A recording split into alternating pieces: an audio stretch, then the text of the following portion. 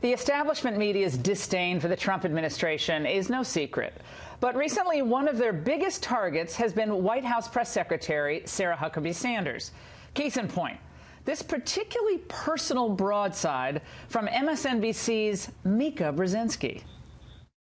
Those briefings are useless. Well, she does not say anything that is truthful, and she does not intend to. She's the one protecting a president who does that every day, who watches TV every day and tweets stupidity. What she is doing is helping damage this republic. Those are just the nice things she said. Joining us now with reaction is White House Press Secretary Sarah Huckabee Sanders, who's freezing out there. Sarah, great to see you. Merry Christmas. How you doing? It's great to be with you. A little cold, but other than that, we're doing great. Sarah, we have big news to get to on tax reform. Big day. But I have to say, I've been watching you now for months in that briefing room with patience, with an ability to deal with the CRAP being thrown at you on a minute-by-minute basis. You have more patience than I would ever have. But then you hear comments like that from another female journalist. How do you process that? That particular comment, which I found, of all of them said lately, particularly objectionable. Look, it helps that I have 3 toddlers at home, so I'm pretty good at having a lot of patience and sometimes dealing with things that you don't always want to deal with. But look, this was a president who was elected by the forgotten men and women of this country, and a lot of liberals have contempt for those people, whether they're men, whether they're women, and they want to attack us. I think that it's a great reminder of why this president was elected. We're here to do a job. We're here to get big things done. That's what we're focused on. And if they want to focus on petty attacks, that's fine. Let them have at it. While they're doing that, we're going to get tax cuts passed in this country. We're going to continue to grow the economy, continue to create jobs, 2 million new jobs since this president came into office, and I'm sure a lot of those are going to women. And maybe we'll get to replace some of those female journalists out there that don't like us very much at some point. The bottom line is this is a president who's focused on getting things done, focused on getting things done for the men and women that, frankly, a lot of the liberal elites in this country don't like, have contempt for, and he's focused on empowering women, and he is doing that in the way he puts people in place in his administration. And I think it's sad that they're attacking a lot of us while claiming to champion women's causes and women's issues. Yeah, I've been on the receiving end of that, but I wear it as all a badge of honor. The more they're attacking, the better job I think you're doing. Let's talk about this, just your role, because I think a lot of Fox people watching now, Fox viewers, they watch you out there doing combat, daily combat, and they think to themselves, okay, what if she's talking to the president and he says, you know, go out there and say this, but it's not something you're comfortable with. I'm not talking about any specific issue, but would you say to him, boss, that's not something I'm comfortable saying, but, you know, maybe get someone else to go out there and say that. Have you ever done that?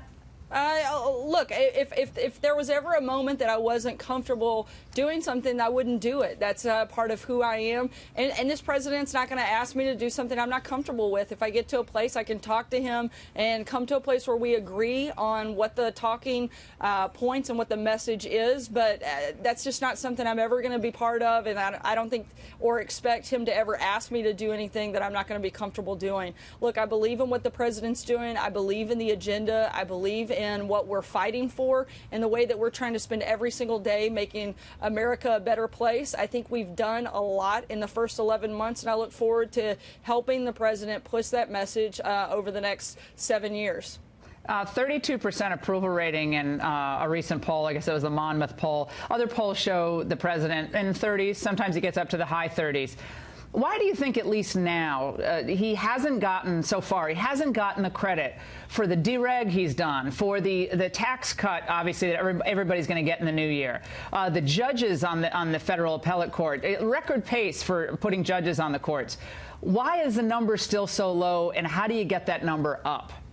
Look, I think a lot of the times the reason the numbers might be lower than they probably really are is because people aren't getting all of the facts. They're not getting all of the good news parts of what's happening in this administration, what's happening in this country. And I think a lot of people are going to start to see this impact when the tax cuts go through. That's going to happen right away. They'll see the bigger paychecks starting as early as February. I think there are a lot of big things that you're going to see, the changes in the deregulation process. You're going to see the impact of that even more than we already are at the first part of next year. But I think one of the big problems is that stuff doesn't get covered. We're so focused on talking about the negative and trying to attack this president, trying to delegitimize him, that some of the best parts and the biggest things that are happening aren't being covered. It's beyond over the top. I mean, it's 90% coverage is bad. Nothing. He could come up with a cure for lung cancer tomorrow, and they'd say, well, why didn't he do it a year ago? I mean, this is where it is. Let's talk about DACA, because what I'm hearing from my little sources on Capitol Hill is that the president may move to do a, quote, DACA fix, which could be amnesty for 800,000 people brought here as minors, but without that RAISE Act attached, without getting rid of chain migration, without getting rid of the visa lottery system, without reducing the illegal immigration, the wall, all that stuff. People like Scott Taylor of Virginia, they're obsessed with doing this DACA before the end of the year. Don't you think the base of this party, Sarah, will go crazy if that's what the president pushes through when we have so many bigger priorities here? Look, the president's focused on making sure that we have responsible immigration reform. We've been talking about a lot this week, ending chain migration, including funding for the border wall, increasing interior enforcements. There are a lot of things that we're doing. We've laid out the principles, the things that we want to see, and we want to make sure that that's part of any package that moves forward. That's our position, and that's what we're focused on making sure happens, is complete and responsible immigration reform. So you won't do any clean DACA, quote, fix that some of these Republicans want, will you? Look, as I just said, we've laid out what our priorities and what our principles are, and that's certainly not our plan. This is a president who has talked about, campaigned, and won on doing big things when it comes to immigration, specifically funding a border wall, greater interior enforcements, better vetting, and just, again, making sure that we have a responsible immigration system, something we don't currently have, and something this president wants to make sure we don't just tinker with it and fix small parts of it, but that we fix all of it.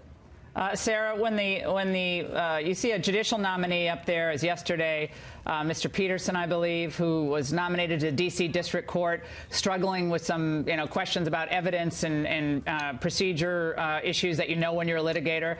Does that give the president pause about the way some of these lower court judges are being picked and selected?